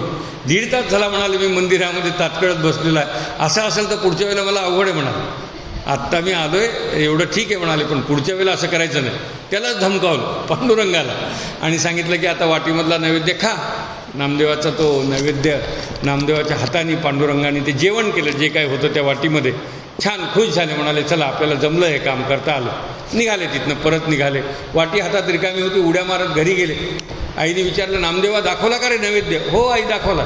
कुठे? ती वाटी घेऊन ये इकडे, विसळून आणतो म्हणाला, स्वच्छ करून आणतो. अरे विसळायचं नाही, ते आतलं इकडे आणलं म्हणाले. ते सगळ्यांच्या पात्रात थोडं थोडं वाढावं लागतं म्हणले पांडुरंगाचं नैवेद्य. तुम्हाला त्याच्यामध्ये काहीच नाही आहे. आई म्हणाले अरे नामदेवा कुणाला वाटलंस तू, हे कोण लोक होते तिथे, कुणाच्या हातावर प्रसाद दिला? तिच्या डोक्यामध्ये तेच होतं की यांनी कुणाला तरी वाटून दिले का, तूच खाल्ला म्हणाले, घरी येऊन जेवायचं होतं. तो म्हणला असं कसं, कुणाला वाटायचं म्हणजे त्यालाच कमी पडलं, मी बघितलं त्यांनी पुसून खाल्ला म्हणायचं. त्यांनी म्हणजे कोणी? पांडुरंगाने पुसून खाल्ला. अरे बापरे म्हणाले, असं कसं झालं? तिचा विश्वासच बसला नाही. तितक्यात बाजार संपून दामाशेट्टी पण घरी आले. गोनाईंनी त्यांना सांगितलं की असा असा प्रकार नामदेव सांगायला लागले, पण काय खरं आहे काय खोटे आपल्याला माहिती नाही आहे. यांनी संशय घेतला नामदेवावरती, विचारलं नामदेवाला, झाडाझडती झाली. ते म्हणले हे पा मी गेलो, असा असा सगळा प्रसंग झाला. आणि उलट म्हणले तुमच्यापेक्षा मला त्यांनी वेळ लावला म्हणले, मला तुम्हाला अर्ध्या तासामध्ये तुमचं नैवेद्याचं काम होत होतं, माझ्यासाठी 1.5 तास लागला म्हणले म्हणाला. आणि म्हणले ते बाकी तुमचा विश्वास असो नसो, मला तुम्ही नैवेद्याचं काम फार देऊ नका म्हणले, फार वेळ जात होते ते त्याची विनवणी करण्यामध्ये. दामाशेट्टींना वाटलं असं कसं होणार आहे म्हणले, पण म्हणले ठीक आहे आता तुझी परीक्षा आम्ही घेतो, तुझा आज खाल्ला ना म्हणे त्यांनी, आता उद्या त्याला खाऊन दाखव म्हणले त्याचा नैवेद्य, मग आम्ही मानू की खरंच तुझा नैवेद्य त्यांनी खाल्लेला आहे. काय अवघड आहे म्हणलं, अजून 1.5 तास काही फरक पडत नाही, चला म्हणला माझ्यासोबत. सगळेजण दुसऱ्या दिवशी ती काशाची वाटी घेऊन तिथे गेले. गेल्यानंतर परीक्षा घ्यायचं ठरलेलं होतं, परंतु पांडुरंगाची पंचायत अशी झाली की हे लोक बघायला होते तिथे. मागे दामाशेट्टी बघायला लागलेत, गोनाई बघायला लागली, अजून 1-2 आप्त बघायला लागलेत. तर आता ह्यांच्यासमोर कसं प्रगट व्हायचं प्रश्न पडला. पण नामदेवाला त्याच्याशी काहीच घेणं देणं नव्हतं. नामदेव त्याच्या पुढे बसले आणि म्हणले की चला आता करा सुरुवात, पांडुरंगा आणलाय तुमचा नैवेद्य, करा सुरुवात. पांडुरंगाला काही बोलता पण येईना, कारण सगुण रूप धारण केल्यानंतर ह्यांचा गैरसमज व्हायचा आणि काहीतरी गडबड व्हायची म्हणाले. आणि ते सगळीकडे ते गणपतीने दूध पिल्यासारखं व्हायचं आणि सगळं लोंढा आपल्याकडे येईल म्हणाला, आता नाही व्हायचं आपल्याला, सगुण रूपात जायचं नाही. नामदेव म्हणाले तुम्हाला कालचं माहिती आहे ना, मी डोकं आपटून घेणार, काल 1.5 तास लावला म्हणाले, आज तेवढा वेळ लावायचा नाही, गपचूप खायचं म्हणाले. जे आणलं आहे ते तुम्ही खायचं आहे, नैवेद्य ग्रहण करायचं म्हणले, त्याच्याशिवाय काही मी जाणार नाही. आणि ती अतीव इच्छा त्या नामदेवांची, ते प्रेम, तो विश्वास की पांडुरंग सगुण रूपाने येऊन माझ्याकरता नैवेद्य खाणार आहे, हे सगळं बघितल्यानंतर मग पांडुरंग पुन्हा प्रगट झाले. ते चतुर्भुज रूप प्रगट झालं. नामदेवाच्या हातामधली वाटी घेतली आणि तो प्रसाद नामदेवांनी दिलेला हा भगवंतांनी ग्रहण केला. ग्रहण केल्याबरोबर दामाजी इकडे होते उभे आणि दामाजीच्या डोळ्यामध्ये घळाघळा अश्रू यायला लागले. त्या अश्रू येण्याचं कारण असामान्य होतं. काय म्हणतात दामाजी पंत, 12 वर्ष तुझं उपवासी मारिले, आज जेवविले नामदेवे. 12 वर्ष झाले म्हणाले, पंढरपूरमध्ये आलोय मी, वाटी घेऊन दररोज तुझ्याकडे यायला लागलो, तुझ्या पुढे नैवेद्य दाखवायला लागलो, तुला कधी खाऊच घातलं नाही रे म्हणाले, मी उपचार म्हणूनच फक्त नैवेद्य दाखवला, तो आम्हीच घरी घेऊन गेलो, आम्हीच खाल्ला, तुला उपाशी ठेवलं 12 वर्ष, या नामदेवाने तुला जीव घातलं म्हणाला. भाग्य आहे माझ्या कुळाचं, परंतु मी किती पाप केले की 12 वर्षापर्यंत तुझ्याकडे नुसता नैवेद्य घेऊन आलो, कधी हट्टच धरला नाही की खाऊन दाखवा. अशा प्रकारची दामाशेट्टींनी त्याच्या पुढे रडत रडत गारण आपलं मांडलं आणि तो प्रसंग त्या ठिकाणी संपला. ते जे खात होते ना, वाटीमधलं जे पांडुरंग घेऊन खात होते, तुकारामांनी सुंदर वर्णन केले. काय उपवास पडिले होते, कन्याभवती विदुराच्या. त्या म्हणजे असे काय उपवास तुला पडले होते देवा, काय ते काय म्हणतात, तुझ्या पोटात कुठली आग पडली होती की त्या विदुरा घरच्या कन्या, त्या शबरीच्या घरची बोरं, ते नामदेवाची वाटी, हे सगळं तुला इतकं प्रिय कसं वाटलं? असे कोणते उपवास केले होते 15-20 दिवसाचे की आधाशासारखी त्या वाटीमधला प्रसाद पांडुरंगाने सेवन केलं. त्याचं वर्णन तुकारामांनी त्याप्रमाणे केलं आणि म्हणाले की नव्हे हा सामान्य महिमा संताचा, नैवेद्य हातीचा मूर्ती जेवी. तुकारामांचीच भाषा आहे. हातामधला नैवेद्य मूर्तीने स्वतः जेवण त्या ठिकाणी केलं. अशा प्रकारचा मोठा अधिकार असणारे ते नामदेव त्या ठिकाणी होते. वयाच्या 6व्या वर्षी पांडुरंगाला सगुण रूपात यायला भाग पाडणारे, पांडुरंगाला मानवी व्यवहार करायला लावणारे, पांडुरंगाला बोट चाटून जेवण करायला शिकवणारे. त्या बोटाला लागले म्हणलं एक शीत, ते पण केलं पाहिजे पोटामध्ये. अशा प्रकारचा व्यवहार पांडुरंगाशी करण्याचं सामर्थ्य असणारे नामदेव त्या ठिकाणी 6व्या वर्षी पांडुरंगाशी ती वृत्तीने समाविष्ट होत होते. आता आम्ही पण नैवेद्य दाखवतो बघा, दाखवत नाही असं नाही. शास्त्रामध्ये नैवेद्याचं शास्त्र असं सांगितलं आहे की एका माणसाला जेवढं जेवायला लागतं तेवढा नैवेद्य असला पाहिजे एका माणसाला. आता मी 2 पोळ्यांचा माझा आहार आहे, मी भात घेतो, त्याच्यावरती काय वरण भात तूप खातो, आपण भाजी खातो, चटणी खातो, अन्य कुठल्या गोष्टी आपण त्याच्यामध्ये घेतो आणि एक ताट आपला असतो. मग त्या ताटामध्ये मी जेवायला बसतो. आता ते नामदेवांसारखा जर त्यांनी खायचं आपण ठरवलेलं असेल की त्यांनी खाल्लं पाहिजे, तर अशा वेळेला आपला नैवेद्य तशा पद्धतीने जसा माणसाचा आहार असतो तशा प्रकारचं नैवेद्याचं ताट असलं पाहिजे. जसा माणूस, सामान्य माणूस अर्धं जेवण झाल्यानंतर पोळी आणा म्हणतो, तसा वाढवा त्या ताटामध्ये टाकला पाहिजे. ह्या 2 गोष्टी केल्या तर तो नैवेद्य होतो.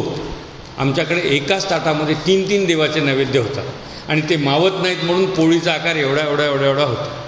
तो देव बघूनच म्हणतो नको हो, तुझ्याकडे काही नाही ना मला द्यायला, मला नकोच तुझा नैवेद्य, काही गरज नाही, तुझा नैवेद्य मी खाणार नाही. माझा नैवेद्य जर भगवंतानी खावा असं वाटत असेल तर काय केलं पाहिजे? एका माणसाला लागतो तशा प्रकारचा नैवेद्य त्या ठिकाणी दिला पाहिजे. नैवेद्यामध्ये जो नैवेद्य केला आहे तो पंक्तीमध्ये बसलेल्या प्रत्येकाच्या ताटामध्ये वाढला पाहिजे. ताटामध्ये नाही तर तो मागेच पडला आहे, मुलाला विचारतायत खातो का रे बाबा, नाही मला ते जमत नाही. अजून कुणाला नाही, आम्हाला नको. मग 10-15 मिनटानंतर 1-2 पंगत आहे, तो आता थंड झाला आहे, झाकून ठेवा, उद्या बघू, नाही तर गाईला चारण्यासाठी घेऊन जा. अशी नैवेद्याची हेळसांड होते. म्हणून आमच्या घरचा नैवेद्य देव अजिबात खात नाही आणि नामदेवांच्याकडे ते नाही म्हणून त्यांनी म्हणलेला नैवेद्य त्या ठिकाणी खातात. त्यामुळे आपल्याला नैवेद्य दाखवायचं असेल आपण त्यातून बोधही घेतला पाहिजे. एका माणसाला लागतं तशा प्रकारचं ताट वाढलं पाहिजे. फार वाट बघू नका, तो खात नाही त्याच्यामुळे अर्ध ताट रिकामं होणारच नाही. झालं असं समजा आणि एक अर्ध्या मिनिटांनी, पाऊण मिनिटांनी आणखी एक चतकोर पोळी त्याच्यामध्ये देवाला म्हणा की आणखी घ्या तुम्ही, हे कमी होईल तुम्हाला, अशा प्रकारचा आग्रह करून तिथे बसा समोर. तो जेवण करत असताना, तो जेवण करतो असं समजा, त्याच्यासमोर 1-2 मिनटासाठी बसा. त्या काळामध्ये जमलं तर नामस्मरण करा आणि मनातल्या मनात अशी कल्पना करा की आता भगवंत जेवायला लागलेले आहेत. तसं समजून त्या ठिकाणचा तो उपचार पार पाडा. त्या नैवेद्याचं ताट सगळ्या कुटुंबामध्ये वाटा आणि जे नैवेद्यामध्ये नाही ते ताटामध्ये घेऊ नका. हे एक त्याचं शास्त्र आहे. जे नैवेद्यामध्ये नाही ते ताटामध्ये घ्यायचं नाही. आम्हाला कांदा खावा वाटतो, देवाला कांदा जमत नाही. आता चातुर्मास आहे, आम्हाला वांगी खावं वाटतात, देवाला वांगी जमत नाही. आम्हाला लसूण खावं वाटतो, देवाला लसूण जमत नाही. अन्य काही अजून असतील भाज्या बिज्या मला माहीत नाही, परंतु देवाला न जमणाऱ्या ज्या गोष्टी आहेत त्या आम्ही नैवेद्यामध्ये ठेवत नाही. मग नैवेद्यात जे ठेवलेलं नाही ते आम्ही पण खायचं नाही. अशा प्रकारचं शास्त्र नैवेद्याच्या संदर्भामध्ये सांगितलेलं आहे. ते शास्त्र पाळायचं आणि त्याच्या पद्धतीने तो नैवेद्य आपल्याला करायचा आहे असं त्या ठिकाणी सांगितलं. आणि म्हणाले की नामदेवांचा नैवेद्य का खाल्ला? ती अति इच्छा नामदेवांच्या ठिकाणी होती. त्या इच्छेपोटी आणि त्या नैवेद्यामधलं सातत्य होतं, त्या नैवेद्यामधली प्रथा होती, त्या नैवेद्यामध्ये एक प्रकारचं काय म्हणता येईल भगवंताला आवडणारं सगळं होतं. म्हणून तो नैवेद्य भगवंत वारंवार त्या ठिकाणी नामदेवांच्या हातामधनं खायला लागला. मग पंढरपूरमध्ये चर्चा झाली लोकांमध्ये, हा कसा आला सगुण रूपात. खूप त्याची कथा किती लांबवली तरी लांबेल. परंतु मग नामदेव मोठे झाले, वर्गामध्ये गेले, म्हणजे गुरुजीकडे गेले, गुरुकुलामध्ये शिक्षण सुरू झालं. मग त्यांनी शिक्षण सुरू झाल्यानंतर पहिल्याच वर्गामध्ये विचारलं की तो निर्गुण आहे तर तो सगुण कसा झाला. यांनी करून दाखवला होता. खरं म्हणजे स्वतः निर्गुणाचा देव आणीला सगुणी केलं होतं त्यांनी. पण त्या गुरुजीला विचारलं की मग निर्गुणातला असेल तर तो सगुण कसा होईल. असे वेगवेगळे प्रश्न विचारून त्या गुरुजीला निरुत्तर करायचे. मग गुरुजी म्हणायचे की तुम्ही तोपर्यंत हे स्तोत्र पाठ करा, मी थोडं चंद्रभागेला जाऊन येतो. गुरुजीची पाठ तिकडे बघितली की यांनी मुलांना विठ्ठल विठ्ठलचा जप करायला लावायचा. आणि सगळे त्या नामस्मरणामध्ये दंग व्हायचे. नामदेवच होतं, नावच नामदेव होतं, भगवंताच्या नावाशिवाय दुसरं काही येत नव्हतं. आणि ज्ञान शिकण्याची आवश्यकता नव्हती ना, ज्ञान कशाला शिकायचं आहे, त्यांना आवश्यकता नव्हती. तैशी दशेची वाट न पाहता, वैसेची या गावा न येता, बालवयीचं सर्वज्ञता वरी तयात. काय 14व्या-15व्या वर्षी ज्ञानेश्वरांनी ज्ञानेश्वरी लिहिली. त्यांना कुठे माहीत होतं स्त्रीचा धर्म काय असतो, त्यांना कुठे माहीत होतं पतीपत्नीचं नातं काय असतं, त्यांना कुठे माहीत होतं संसार काय असतो. पण ते सगळं ज्ञानेश्वरीमध्ये लिहिलं.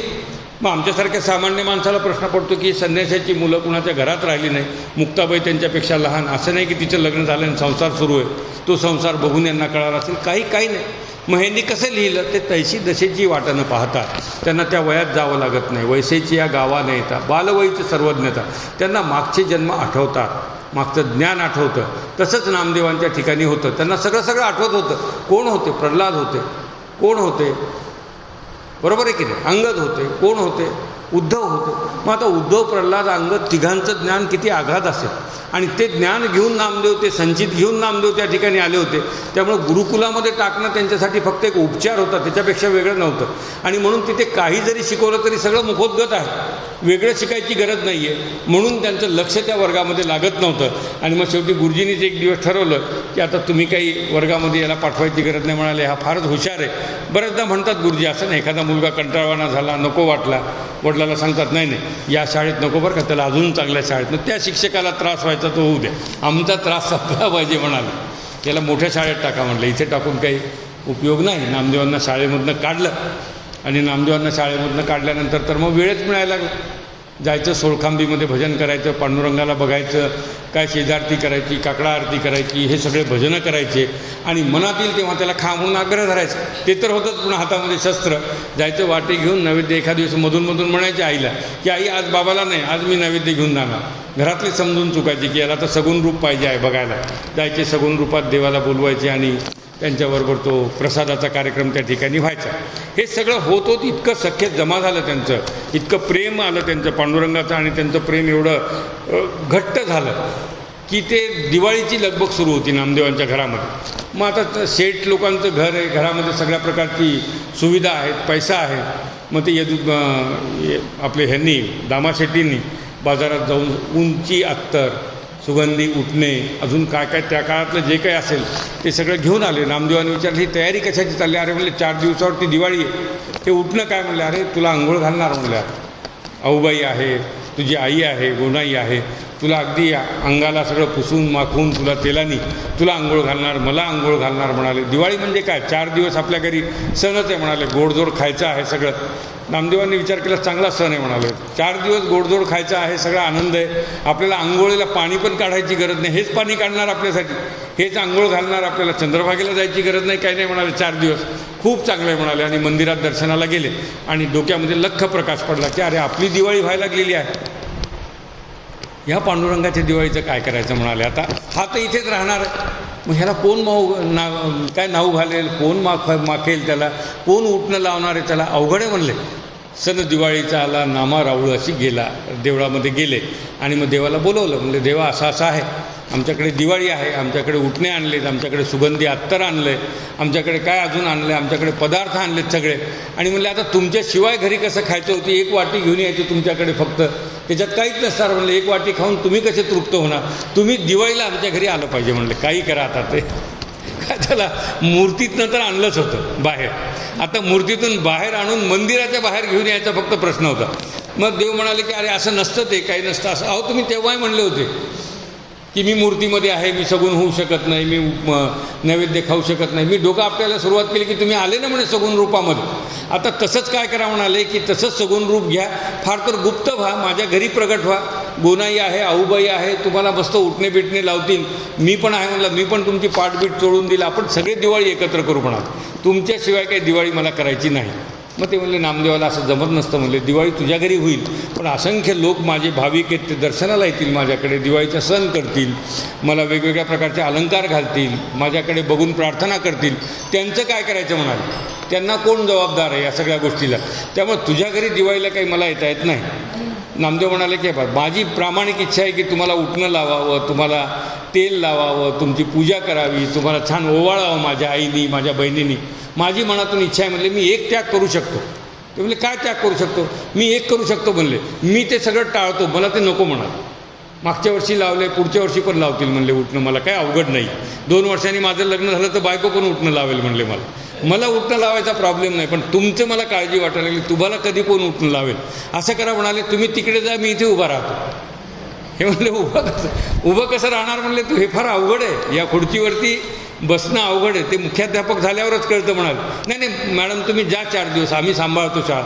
एवढं सोपं नाही म्हणाले, शाळा सांभाळणं सोपं नसतं. तसं पांडुरंग त्याला म्हणाले की हे बघ नामदेवा, तुझ्या सगळ्या मर्यादाचं आता तू ओलांडायला लागलास म्हणाले. म्हणजे इथपर्यंत ठीक आहे की माझा नैवेद्य खा, माझ्या घरी दिवाळीला या, माझ्या घरी अशा प्रकारचा उपचार घ्या. आता म्हणजे तू साक्षात पांडुरंगच व्हायच्या गोष्टी करायला लागलास. मग तुम्ही ठरवा म्हणला काय करायचं. एवढं पक्क आहे, मी घरी सांगून येतो आता की तुम्ही दिवाळीला आमच्या घरी आहे, तुमचे कपडे बिपडे शिवायला सांगतो म्हणला वडिलांना, चांगले नवीन कपडे तुम्हाला. पांडुरंगाला प्रश्न पडला आता काय करायचं आहे. तर दिवाळीला यांनी बोलवलेलं आहे. नाराज तर नामदेवाला करणं शक्य नव्हतं, बोलावून घेतलेला होता ना, बोलावून घेतलेल्याचं अवघड असतं. अचानक आले असते तर म्हणलं असतं तुझा माझा संबंध काय.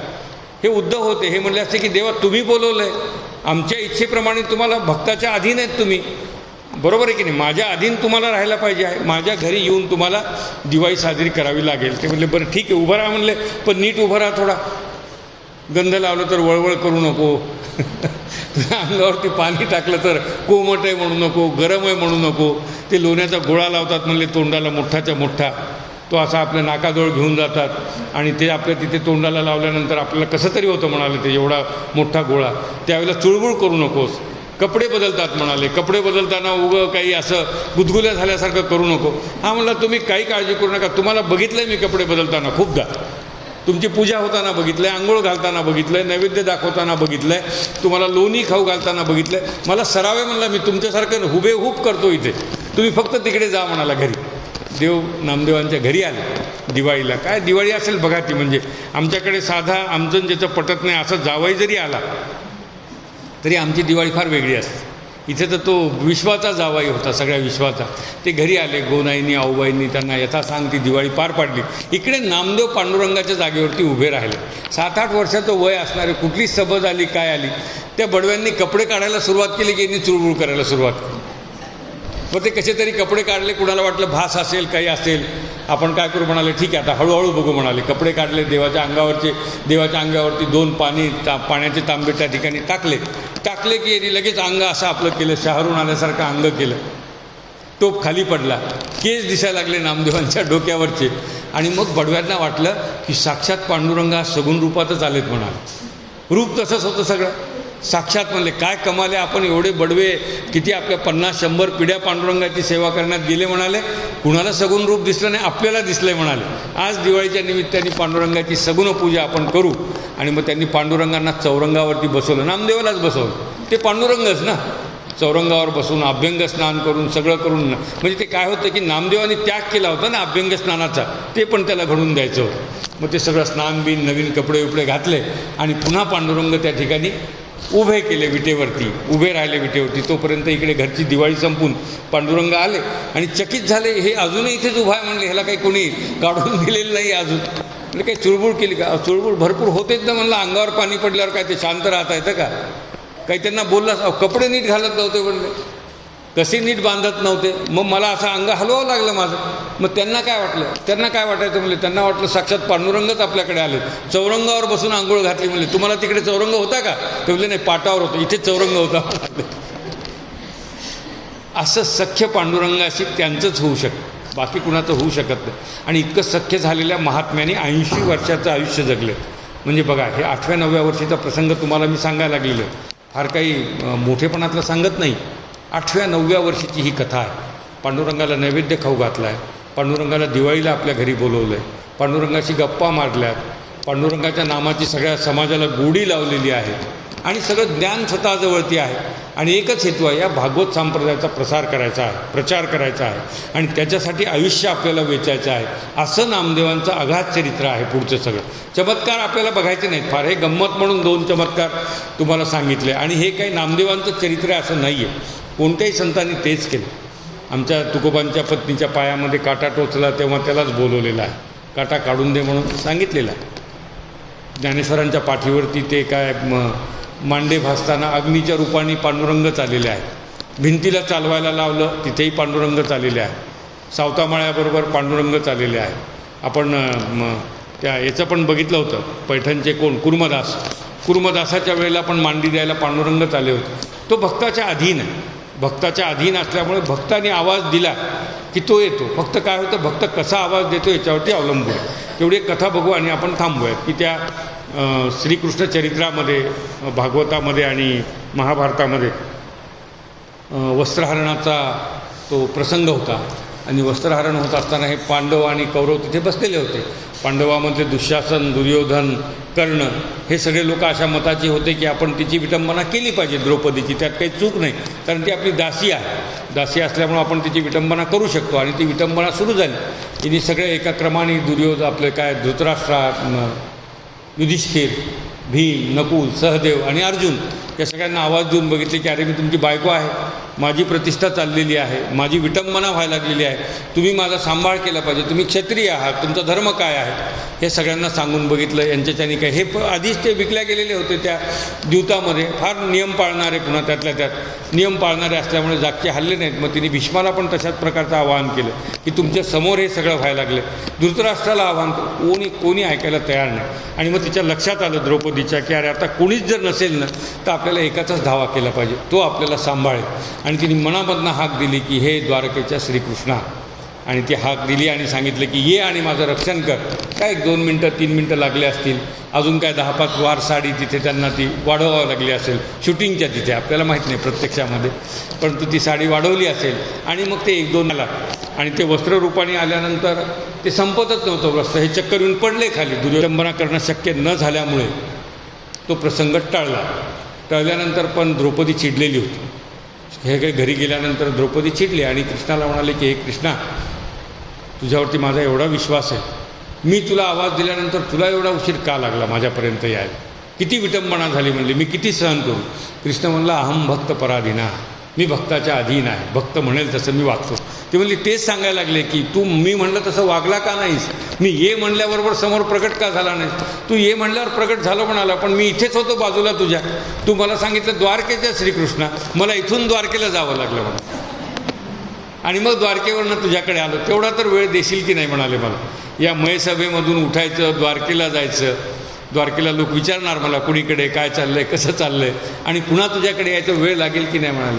यातला विनोदाचा जरी भाग सोडला तरी भक्ताच्या इतका अधीन परमेश्वर आहे की द्वारकेचा म्हणलं तर द्वारकेवरूनच येईल, मथुरेचा म्हणलं तर मथुरेवरूनच येईल. त्या भक्तासाठी तो सगळं करायला तयार आहे, कारण तेही प्राणा पुरवते, आवडते मज निरुते, जे भक्तचरित्र ते प्रशंसती. आता त्या भक्ताचं चरित्र प्रशंसा करणारे आवडते तर भक्त किती त्यांना आवडत असतील. हे तर साक्षात नामदेव त्यांचे सर्व युगामधले भक्त आहेत, त्रेता, द्वापार आणि कली आणि बाकीच्या युगांमध्ये, सगळ्या युगांमध्ये त्यांनी भगवंताची सेवा केली, भगवंताची साथ दिली, सख्य जपलं, मैत्री केली. असे नामदेव पुढे काय काय करतात आणि कशा पद्धतीने त्यांचा पूर्ण वारकरी संप्रदायामधला त्या ठिकाणी कालक्रमणा होते ते आपण पुढच्या भागामध्ये बघूया. कुंडली कवरदा हरिविठ्ठल श्री ज्ञानदेव तुकाराम पंढरीनाथ महाराज की जय. गोपाल कृष्ण भगवान की जय.